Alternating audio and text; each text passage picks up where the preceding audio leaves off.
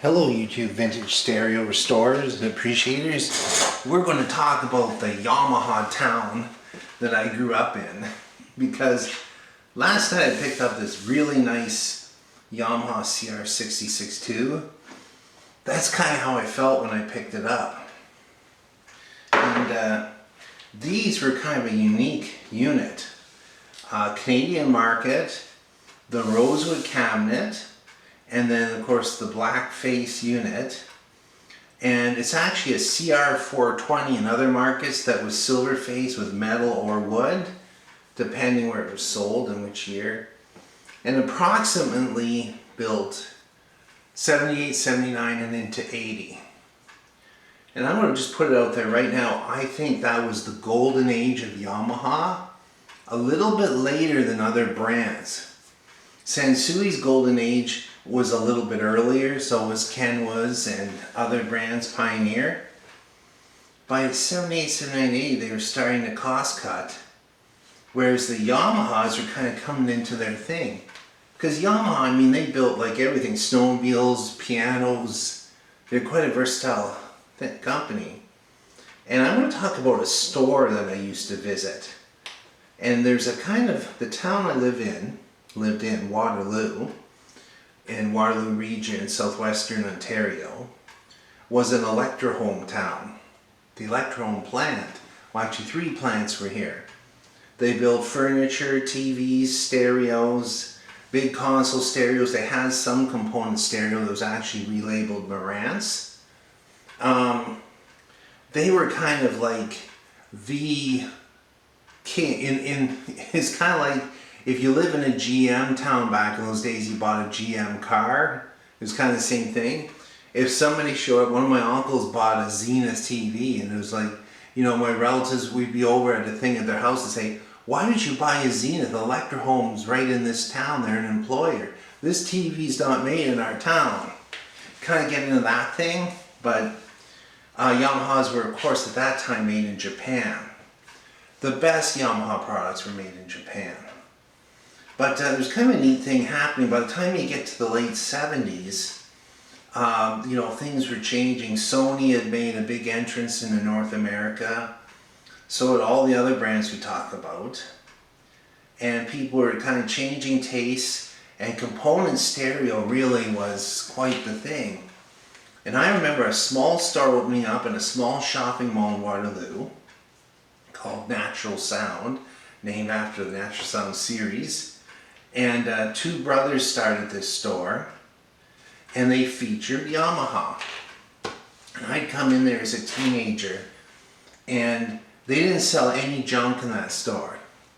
You know what I mean? Like everything they had was like a good product line. Like they had Yamaha, and I'm trying to think what was their second, because almost the whole store was Yamaha. They had Techniques at one time. Okay, let's talk, you know, these were well engineered, and I remember the first time I heard them, you could actually go into that store. I was walking by and I had bought some albums. One of them was a Tom Petty album, and I was just walking by and, hey, hi. Oh, hi, how are you doing? You buy a new album? Yeah, and I just pulled it out, and it was Damn the Torpedoes. And I actually had it before but ruined it on a bad record player. Hey, why don't you bring it in, we'll demo it for you. And they put it on a Yamaha turntable. I think it was a P550 direct drive with a moving coil cartridge. Wow. Through I forget what it was, a CA810 I think at the time. I was just like, wow. I love the stuff. Now other stores in town, there was a place called Downtown Electronics that featured Sensui.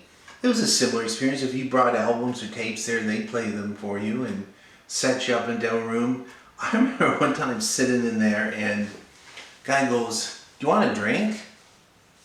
And I said, sure, I'd like a drink. I'm about 16, right?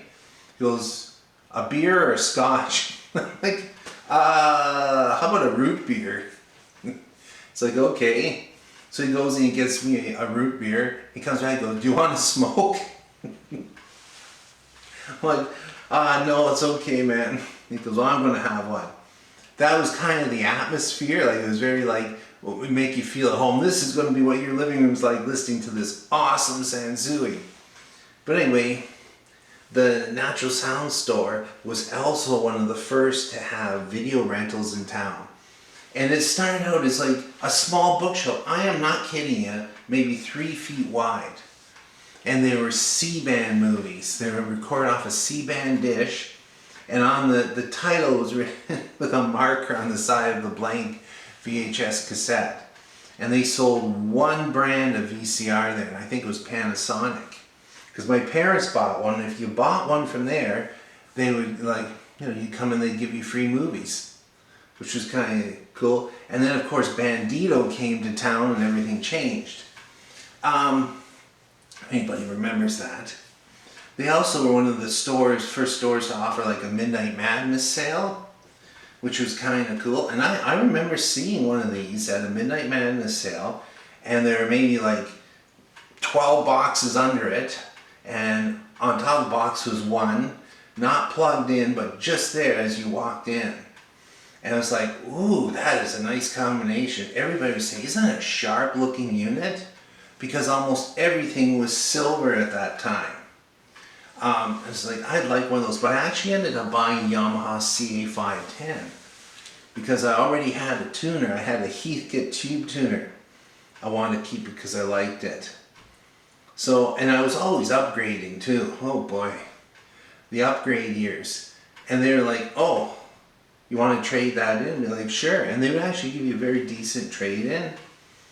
And I know there'd often be competitiveness between the two brothers that ran it.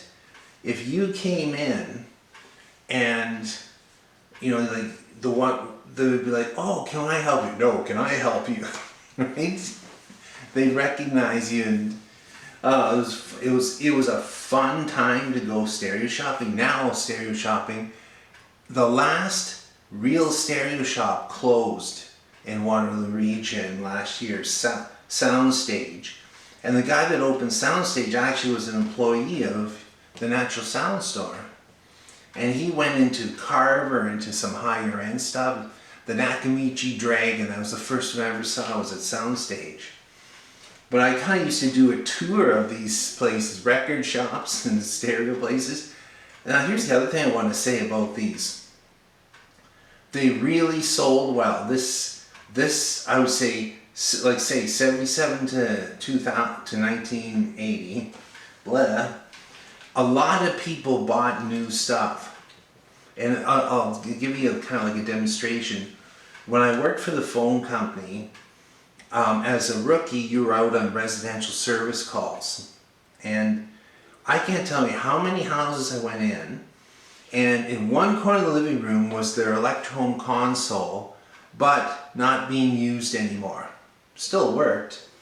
And then they had a Yamaha receiver, usually with a Rosewood cabinet, and a Yamaha turntable. And they used to like Riga speakers. I don't know if anybody remembers those. They were Canadian. I would see the similar combinations all over town. So that's how the town, it kind of changed from Electrohome console town. There were Yamahas all over the place. And this is what I've noticed, like, as I've found these and restored them, I'm not seeing as many anymore, but there were quite a few out there. And they almost always, I listed it at the house that I picked up from last night. Although the lights are out, it is on. It actually works quite well. Clear stereo. So I'm going to put some new lights into it, and it hardly needs any cleanup. It's amazing. There's some gunk right in the corner here. The rest of the faceplate is so nice. And the feeling of these switches and stuff, they just have such a nice feeling. This is what these controls felt like when it was new.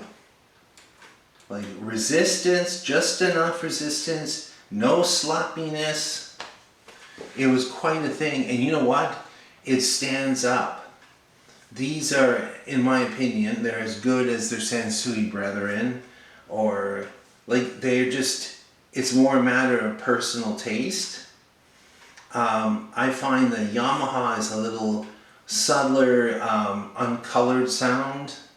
in general. Whereas, like for instance, Kenwood is a little more of a tube-like sound.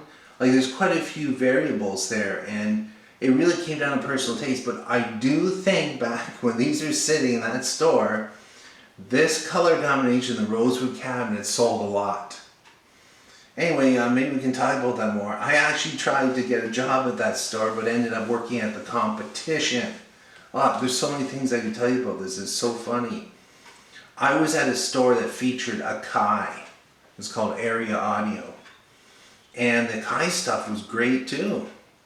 And we had Yamaha, and I say, why aren't the Yamahas selling here? And the owner of the store said, oh, they're selling over at Natural Sound.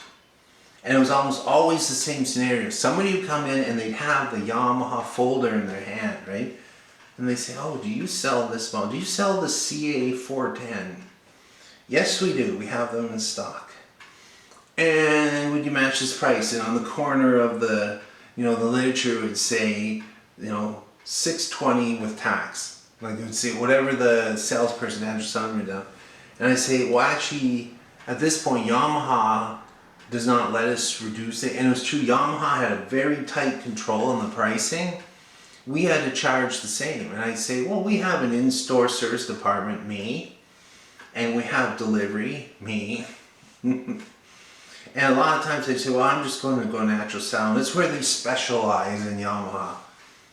I say, okay, but have you heard of the Kai lately? Anyway, I'm just going to leave it there. Thanks for watching and listening.